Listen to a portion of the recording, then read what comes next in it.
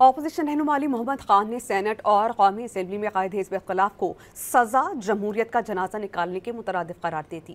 وہ قومی اسمبلی میں اظہار خیال کر رہے تھے۔ وزیر اطلاعات عطا تارڑ نے جواب دیتے ہوئے کہا کہ جنہوں نے 9 مئی کیا ہے انہیں حساب دینا ہوگا۔ سی سی ٹی وی فوٹیجز میں سب کے چہرے واضح ہیں۔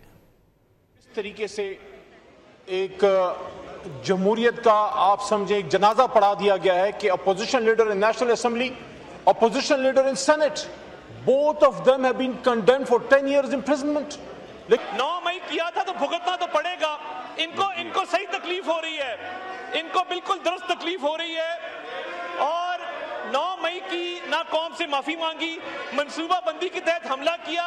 9 مئی کی سزائیں قانون کے مطابق ہوئی ہیں، چیلنج کرنا ہے کورٹ میں جا کے چیلنج کریں، یہاں شور نہ ڈالیں۔ بہت شکریہ جناب اسپیکر۔ اپوزیشن رہنما علی محمد خان نے سینٹ اور قومی اسمبلی میں قائد حزب اختلاف کو سزا جمہوریت کا جنازہ نکالنے کے مترادف قرار دے دی۔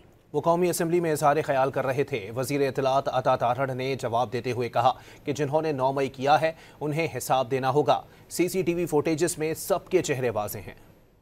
اس طریقے سے ایک جمہوریت کا آپ سمجھیں ایک جنازہ پڑھا دیا گیا ہے کہ opposition leader in national assembly, opposition leader in senate, both of them have been condemned for 10 years imprisonment.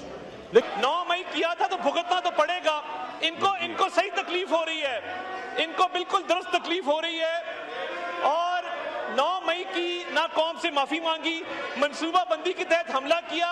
9 مئی کی سزائیں قانون کے مطابق ہوئی ہیں، چیلنج کرنا ہے کورٹ میں جا کے چیلنج کریں، یہاں شور نہ ڈالیں۔ بہت شکریہ جناب اسپیکر۔